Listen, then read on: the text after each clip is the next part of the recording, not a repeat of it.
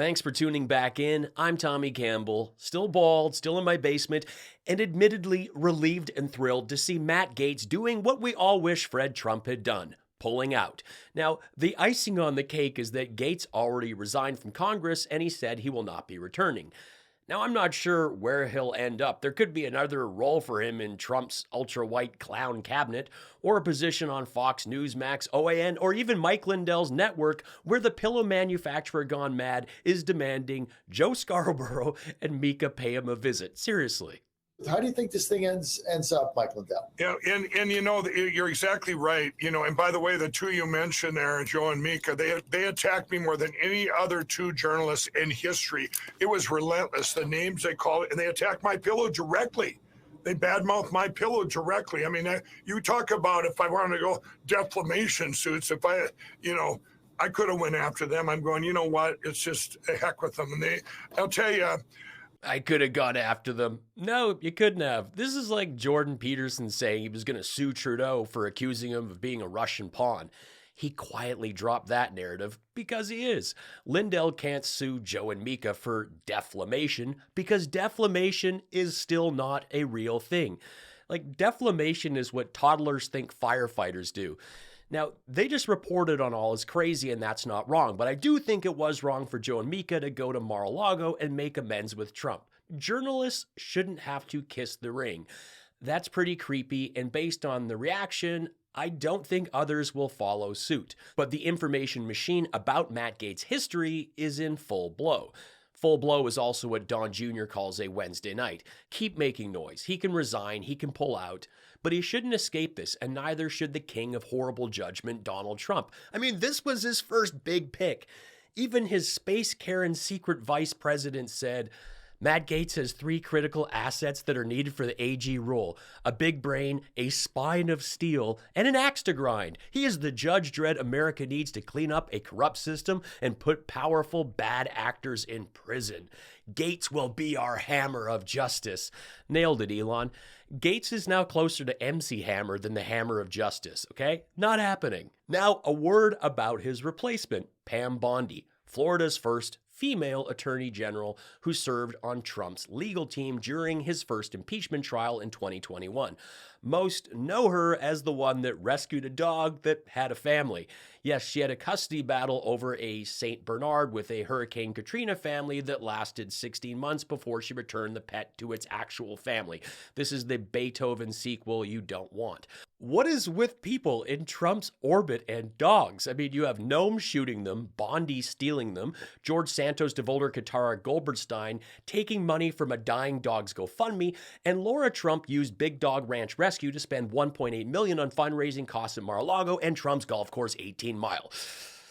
Tristan Snell prosecuted Trump University and asked for the truth to be amplified, so I'll be sharing some of what he wrote because it's important and he asked.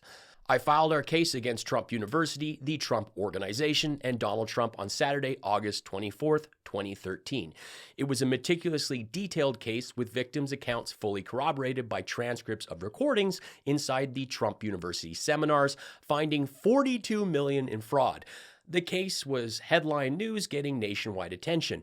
Yet unbeknownst to us at the time, on Wednesday, August 28th, 2013, there was an email exchange between Ronna Graff, Trump's executive assistant, and the campaign finance director for Pam Bondi. Graff was writing to get the information needed for Trump to send a contribution to Bondi, the entity name to which the check should be made payable, and the correct address. Our team at the Consumer Frauds Bureau at the New York AG's office was abuzz with the prospect that Florida might join our case. This is a common occurrence among state attorneys general joining one other's cases when there is a multi-state issue. And in our case, Trump University had defrauded over 6,000 victims across America, and Florida had been one of the biggest states affected. And Florida is one of the biggest Trump voting states. It's insane. Okay. We were also so intrigued about Florida joining the case because it opened up the possibility that if needed, we could pursue additional witnesses and documents that were Florida-based.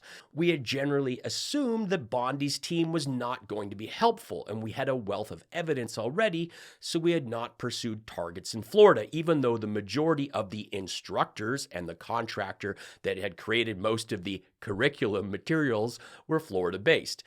At the request of my bureau chief, I pulled together the key documents from our case so they could be emailed to the Florida folks. But again, unbeknownst to us, on September 13th, 2013, Trump sent a check for $25,000 to one of Bondi's PACs, and justice for all along with a handwritten note, misspelling Bondi's name, Pam Bondi, and saying, "Dear Pam, you are the greatest." Back at the AG's office, we suddenly had radio silence, and we never heard from the Florida AG's office again. Florida never joined our case. Tristan then asks, and for this part, I will have to bring in Tucker to read his words. So what happened here? Was this a mere coincidence? Or was it a clear quid pro quo? Did Trump just happen to want to make a donation to Bondi a mere 4 days after the New York AG's case was filed? Really? Oh, get a check over to the Blondie so quickly I spell her name wrong. I love the poorly educated. I am the poorly educated. Yet what often gets missed here is that this was part of a larger pattern of Trump making suspicious payments. And not just to back alley doctors dishing out mushroom cream. He was also cutting checks, paper checks. Sorry, Matt Gaetz, this was pre-Venmo. Sending the money for refreshments, tickets, high, joy, travel? What is that about? Well, Trump cut checks to prosecutors investigating him and his businesses, including Trump University. I make this show 100% on my own thanks to you. If you love what I do, drop me a super thanks, consider leaving me a PayPal tip, or hit the join button to support what I do here. As the truth about Gaetz hits the mainstream, it's tough to say if he would even get a job at Fox, seeing as their weekend host, Pete Hegseth, paid a settlement fee to avoid jeopardizing his gig. And with Matt, there is a lot more than Pete out there, and there's a lot on Pete. Did you sexually assault a woman in Monterey, California? I have, as far as the media is concerned, I'll keep this very simple. The matter was fully investigated, and I was completely cleared, and that's where I'm going to leave it. Thank you very much. He was not completely cleared, okay? This never went to court. He wasn't prosecuted.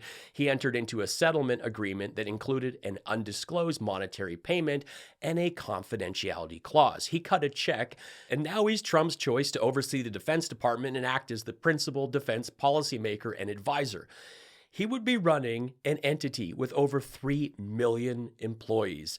Dude has 7 kids with 3 women, but hey, he has lots of what he says are Christian tattoos, so he's super religious, and being an infantry veteran must mean he's qualified to run the show, right?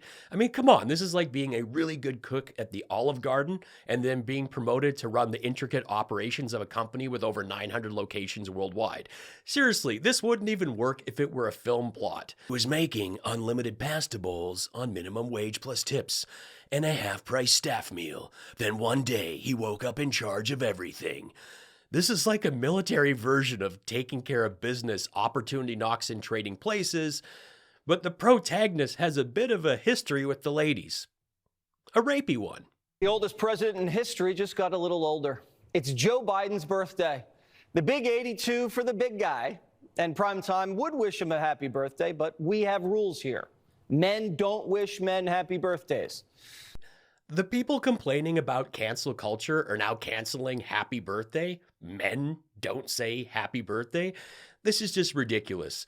This guy had his 40th on air, and Sean Hannity went out of his way to be there on the 5 just so he could say happy birthday to him. It's Jesse's 40th birthday. We're celebrating with his favorite lemon cake and banana pudding here on the set. And we have some surprises here for you, Jesse. I've been waiting for this all weekend.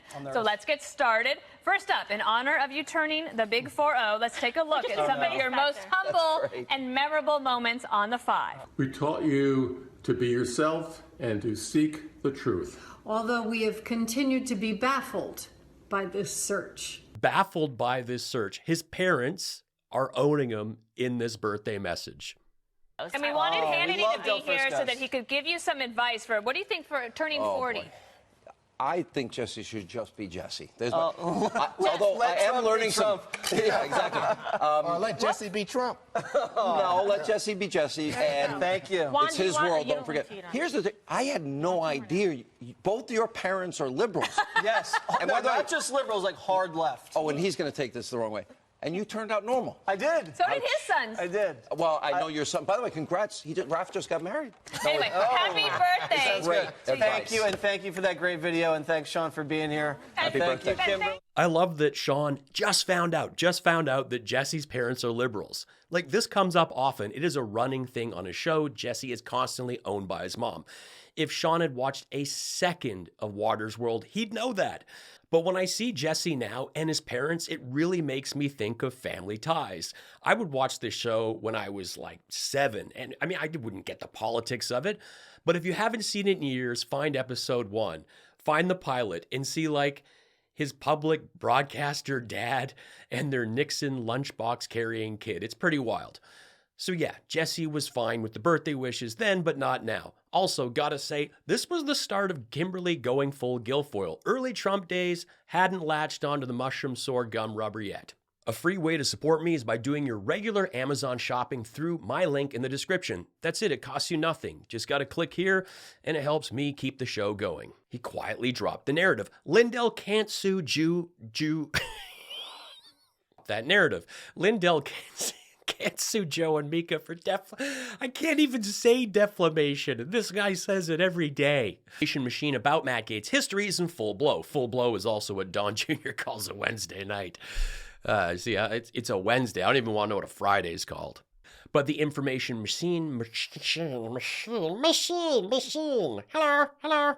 With people in Trump's orbit and dogs. You have Noam shooting them, Bondi stealing them, George Santos, DeVolder, Qatar, fine with the birthday wishes then, but not now. Also gotta say, this was the start of Kimberly going full Guilfoyle. Early Trump days, hadn't latched on to the mushroom sword gum rubber yet. I can confirm, the Tommy Campbell Show is the best political comedy show on YouTube, and I hope you subscribe.